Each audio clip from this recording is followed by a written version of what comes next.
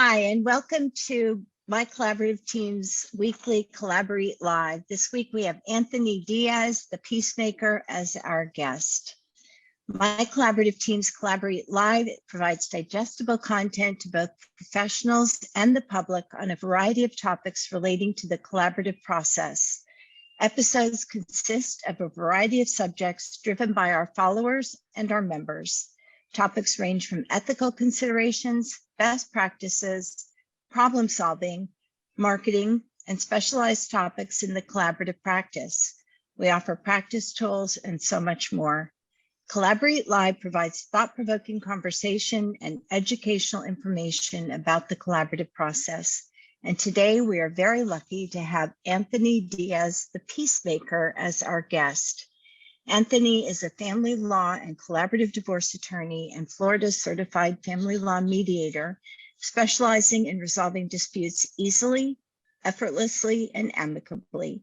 Anthony has been collaboratively trained since 2009, taken numerous advanced trainings, and collaborated numerous cases. In his practice, conflict to resolution, Anthony is known as the Peacemaker.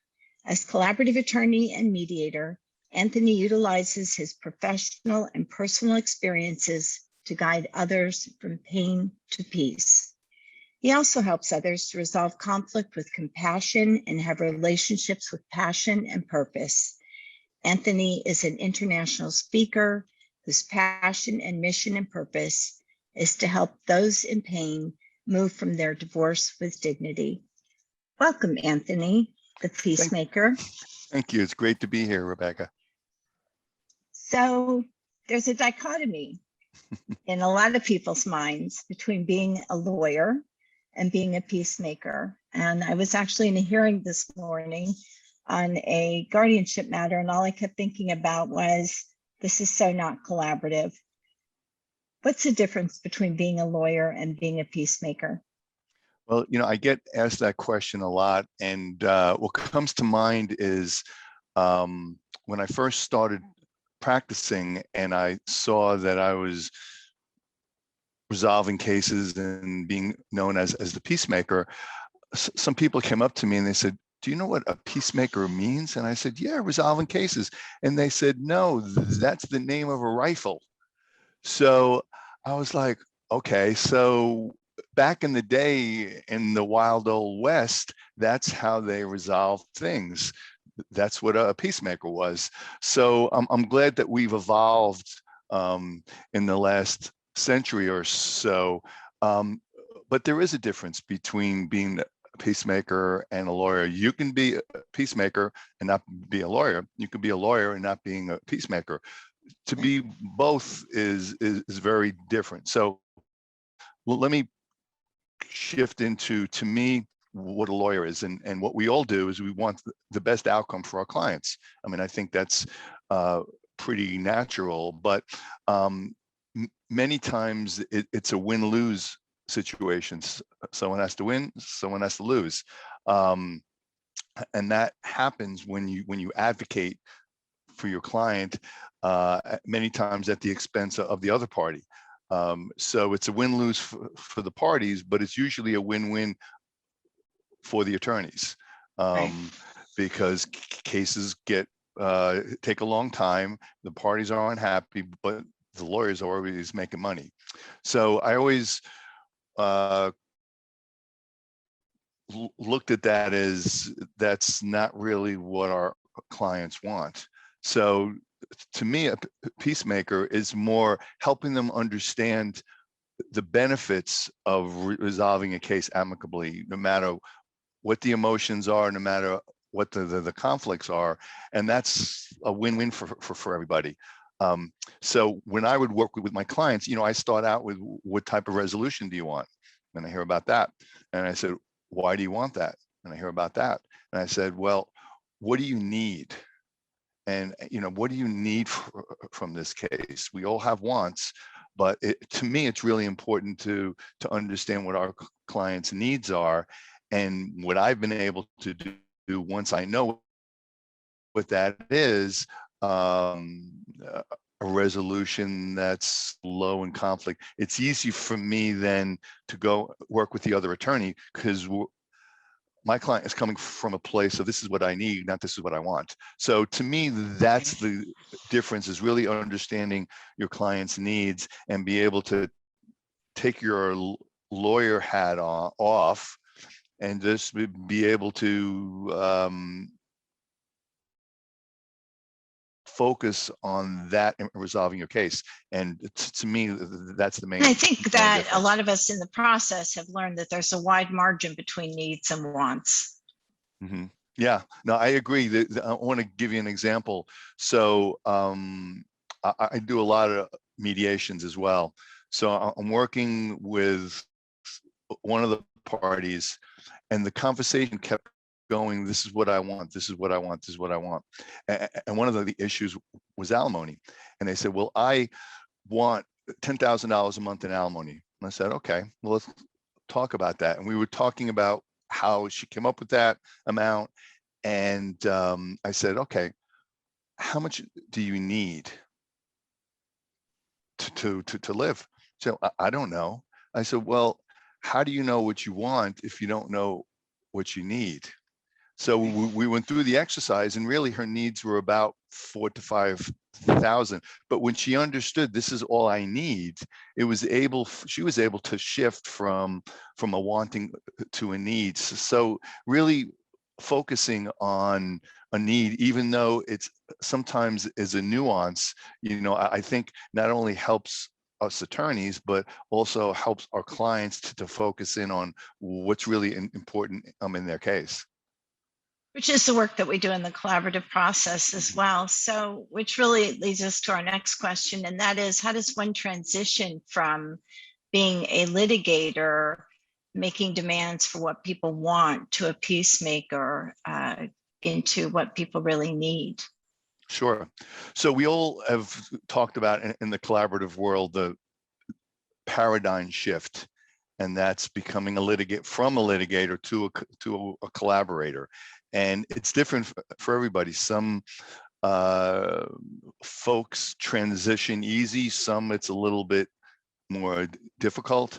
But to be successful as a peacemaker, there's a little bit more of a shift. I think you have to take a shift from being a counselor at law, is what I look at to be a peacemaker.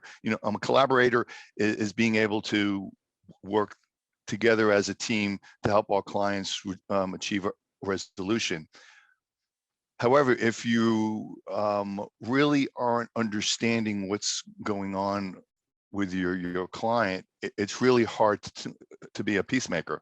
So I look at it as both of us are a team. So if in order for me to help my client have a good result, both of us have to be on the same page. Not that I'm trying to get them on my page, I'm trying to be on their page and to see where they're coming from. So I've talked about this a number of times, and it's doesn't always get the best response, but I look at a peacemaker as similar to a neutral facilitator, but for our own client. So we have to be skilled at diffusing a conflict, and we actually are our own client's facilitator, but we're not neutral. So we hear what they need, and we really listen to what's important to them, and we're able to be honest with them on saying, I understand what's important to you. Let me help you to see things from a couple of other vantage points. So clients look at us for advice and for guidance, and many times we guide them into places that we think they should go. But as a peacemaker, it doesn't really matter where they want to go. Do they understand where they want to go, and is that going to be the best benefit for them? So getting a peaceful outcome is really facilitating with them what their choices are, and being able to be good with whatever choices there are, and not every attorney can make that shift. And I don't know if how challenging that was for you to make that shift. Well, which is my next question. What are the challenges that attorneys face making that shift? Well, I think it's when we go to law school, we're taught to advocate.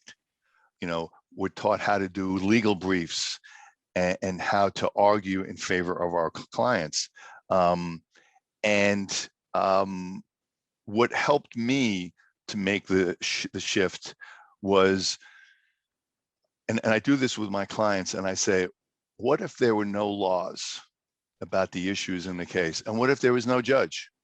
Okay, it's just us sitting together at the table. How would you like to resolve your case? Now, as a litigator, that would just blow our brain apart to be able to say, what? No law, no judge. But making that shift is being able to be comfortable in that space of, it doesn't matter what the law is. And sometimes it doesn't matter what the judge will say. We don't know what the judge is going to say. And even though we know what the law is, we don't know how that's going to go. So we need to really let go of our attachment to that and really come from a space of, what do you need and how do you want to resolve this? So I in talking with a lot of attorneys, that's the biggest part for them, is to turn off the advocation and to really step into collaboration. And for me, it wasn't always easy, and it's still not easy. I still sometimes find myself kind of like stopping myself because I want to go in and talk about the law and say, well, the judge wouldn't say this, and kind of take a step back and say, okay, what does my client need, and how does that also help the other party? Because it's not just about my client. We have another spouse or party there. How can what benefits my client, how can that also help the other party? So 2 quick questions. When we make that transition, how often do the needs of the children, which are not necessarily considered when we're litigating, play into the peacemaker role? And then what final thoughts do you have about helping people transition into a peacemaker role? Sure. Well, it's when children are involved, sometimes it's a double-edged sword. I think from a peacemaking standpoint, I'm of the thought that all parents want to protect their children and want to make sure that they're not brought into the case, and to keep them kind of sheltered. And the reality is that they are part of the case. So how do we make decisions about children that is in the best interest of the children, and it may not be in the best interest of the parents? As a client says to me sometimes, these are my children and I want to have this outcome. And many times I have to say, well, these are both of your children. And what you may think is a good outcome for you might be not a good outcome for the other parent. And if it's not a good outcome for the other parent, it's not going to be a good outcome for the children. So being able to have the parents on the same page that it's got to work for our children, and it may not totally work for me, as a parent, but keeping them front and center is important. And you don't always see that in litigated cases. A lot of times, and we see it all the time, that they're used as a pawn and used as a way to get an outcome. And the beauty about the collaborative process is we have a neutral facilitator that really is expert in helping get a good resolution for the children. And they're to always remind us that they are the people that are supposed to be front and center in the whole process. Yes. Well, thank you, Anthony. It's been a pleasure having the opportunity to talk to you. And if you would like to be a guest on my collaborative team's CollaborEAT Live, just write us at info@mycollaborativeteam.com. Thank you again, Anthony. It's been a pleasure talking to you today. Thanks for having me, Rebecca.